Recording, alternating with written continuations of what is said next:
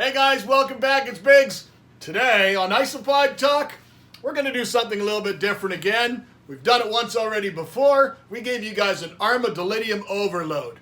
Everybody loves Armadillidium. They're some of the most amazing isopods. They're perfect beginner isopods, a lot of them. They're a great place to start. Now today, we're going to go and talk about another genera of isopods. We're going to talk particularly about the Porcellios. Now we're going to do a Porcellio overload. There's going to be a lot more isopods here. Now the Porcellios, some of them are a little bit different in regards to their culture. A lot of them like it a little bit drier. And these ones also, they cannot roll up like the typical pill bug that you guys are used to seeing. That's usually referred to as an isopod. These guys can't do that, but they're equally cool. And some of my absolute favorite species of isopods are within this genera. So let's get to it.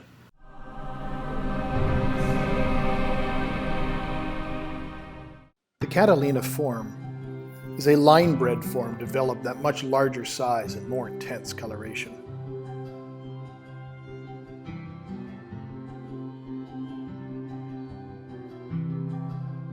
The appearance of these ones is somewhat reminiscent of the naturalized isopod Oniscus ocellus, very similar in pattern. However, this is a Porcellio from Spain.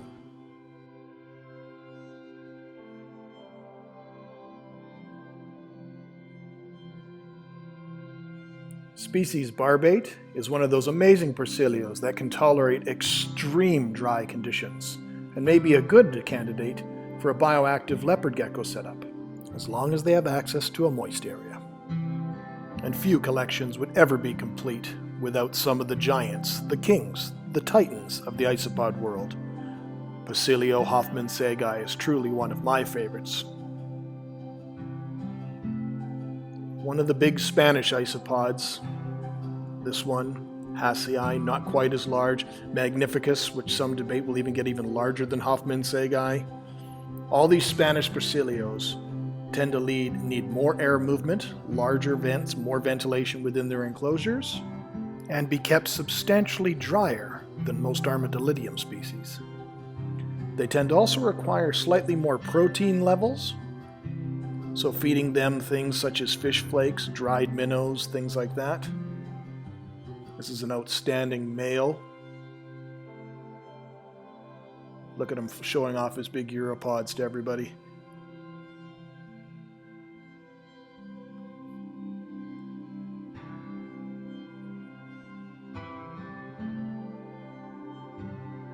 Now most of the larger of the Porcellios are not as they don't breed as readily as, say, some of the smaller ones. And some of them are actually fairly seasonal and only produce broods once a year.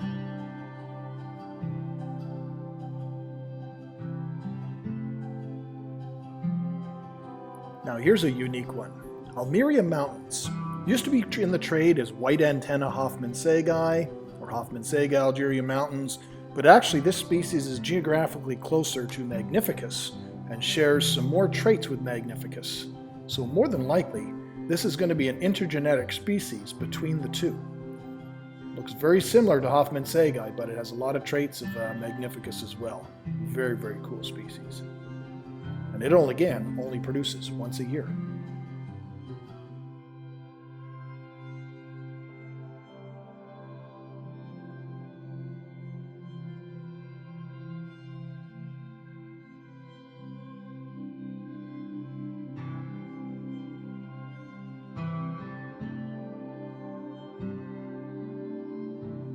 Another truly striking Porcellio, flavomarginatus. It can be a little bit finicky at the beginning to get set up, but once established, as you can see, they can be fairly prolific. Very, very striking color. Or perhaps lack thereof, but regardless, it's a beautiful creature, a wonderful isopod.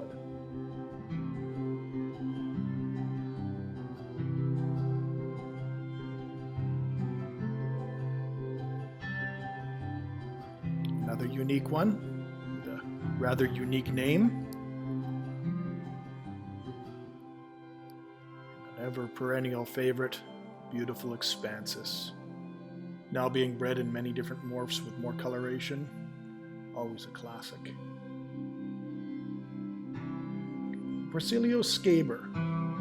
Naturalized almost all over the world. This one is a morph known as lava, but this lava morph throws all these colors. It's almost like a jelly bean mix. Very, very prolific isopod, ideal for beginners. But this lava trait clearly is not a solidified trait, but still a beautiful and intriguing species to keep. Look at the diversity in colors.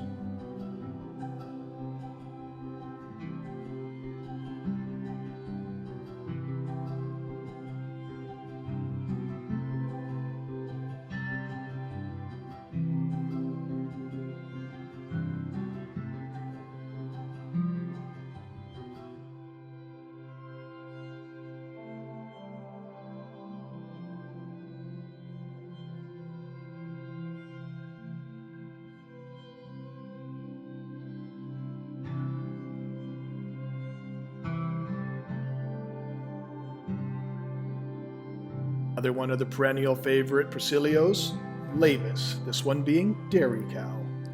My daughter's culture is just thriving. Now they're easy to care for. You can see we've got calcium, carrots, fish flakes, but they also absolutely love being fed on the gel diets. This is Paisley's culture just chowing down on some rapashi.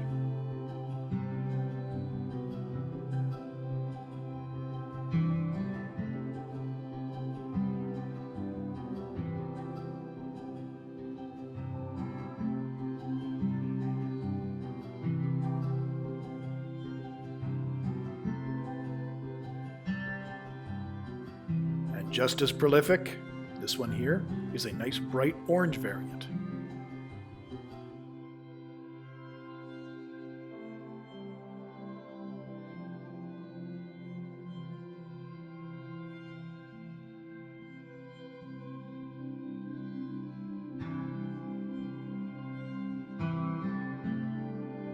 And here's Porcellio silvestri, the natural form. Unlike the Catalina we showed you earlier, this one has a lot more variability.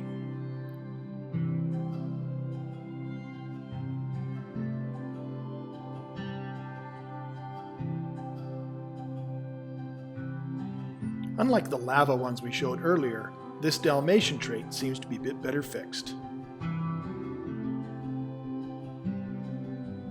Using this as an example, the SB stands for species, and this one comes from Morocco, so this is a completely undescribed isopod found in Morocco. It's striking, but yet it has yet to be scientifically described.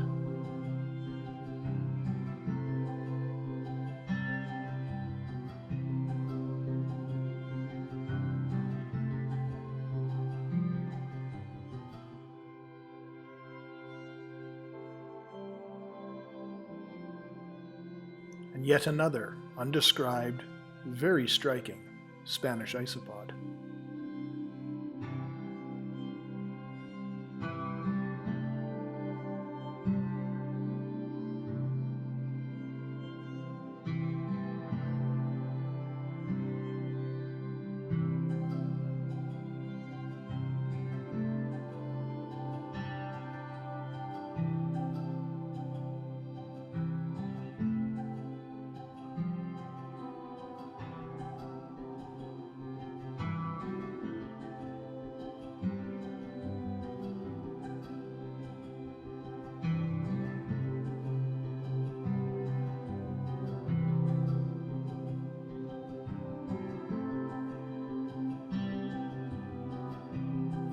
Well, I sure hope you enjoyed today's video.